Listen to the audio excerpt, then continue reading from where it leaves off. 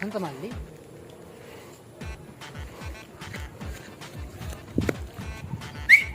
වසන්ත මල්ලි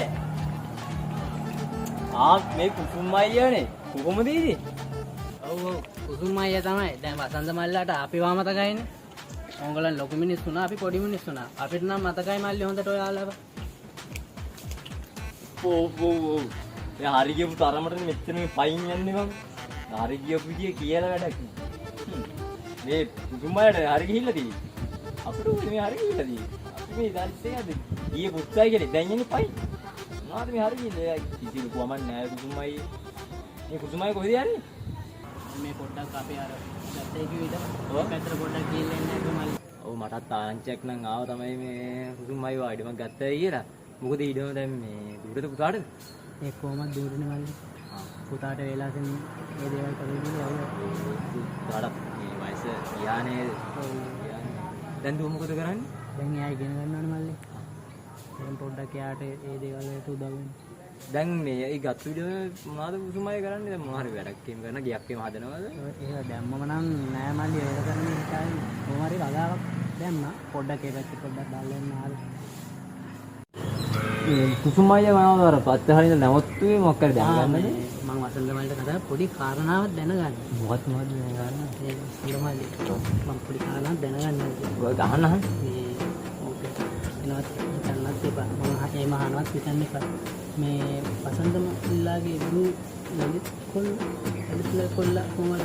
උගන්නේ මාරා මගේ අර පුටි කෙල්ල අර ලලිත් කොල්ලත් අරින්දි මේ කොල්ලත් එක තියෙන උඩපටේ යනද? අන්නේ තමයි.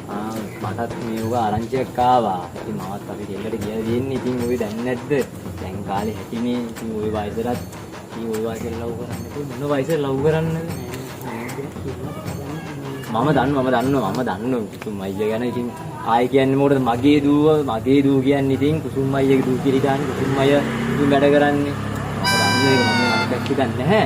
මේ කුසුම් අයියාගේ දූ මම දැක්ක අර බස් හෝල්ට් එකේ මං හිතන්නේ පන්ති ඇරලා එන ගමන් වෙන්නේ නැති. බස් හෝල්ට් එකේ තිරි ළමෙක් එක්ක ඉන්න එක්කෝ නෑදෑයන් අයියා කෙනෙක් හරි ක්ලාස් එකේ යාළුවෙක් වෙන්නේ නැති නේද? මම හිතා යාළුවෙක් වෙන්නේ නැති නේද අයියා කෙනෙක් හරි. හරි ආශයක් තියෙනවා. මගේ දූත් අයියෝ පිරි ළමයෙක් හරිම විදියට ආශ්‍රය කරන ඕකම ඕකිට පද හදන්න මේ හේතුවක් කියලා දිනවනේ. ඕක තමයි ඉතින් මමත් කියලා තියෙන අපේ කෙල්ලට. ඉතින් මේ පුදු කාලේ ඉතින් කොල්ලොත් එක්ක යාළු වෙනවා. කොල්ලෝ කෙල්ලොත් එක්ක යාළු වෙන ඉතින් ඔය ඉතින් අන්න ඉතින් දැන් කාලේ හැටිනේ. ඒ මං කියලා තියෙන්නේ මේ අපේ කෙල්ලට. ඒක නෙවෙයි අපේ ප්‍රශ්නේ. මේ අර දලිත්ගේ පොල්ලයි පරම්පරාවේ ඒකෙන් තමයි පොඩි ප්‍රශ්නයක් තියෙන්නේ. වසන්ත මල්ලි ඒකයි මං කියන්නේ මේ අද දින කෝකයක් කියනක් හිතන්නේ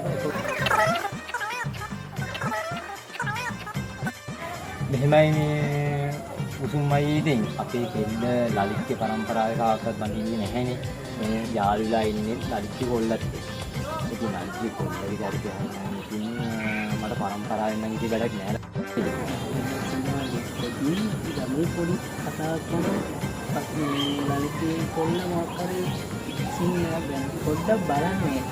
ඒ ගමේ කතාවක් කියන්නේ මොන වගේ කතාවක්ද යන්නේ? ඒ කියන්නේ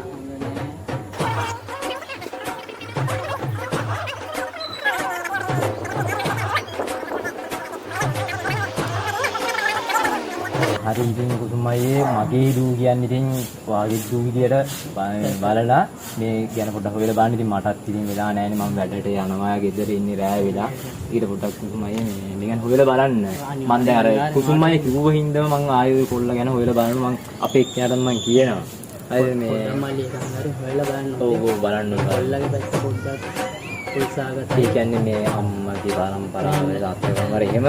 නෑ ඒ පැත්ත නෙමෙයි. හරි කටේ කොල්ලගේ පැත්තේ පොඩ්ඩක් අවුල් සාගතයි.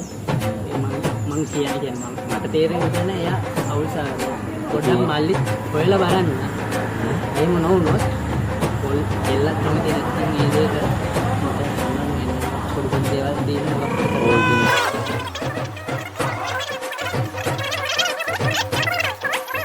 ගාන කුසුම් අයියේ මට ගොන් ස්තුතියි මට කිව්වට මම දැන් කඩේ ගිහින් මට පරක්කු වෙනවා. හරි කුසුම් අයියේ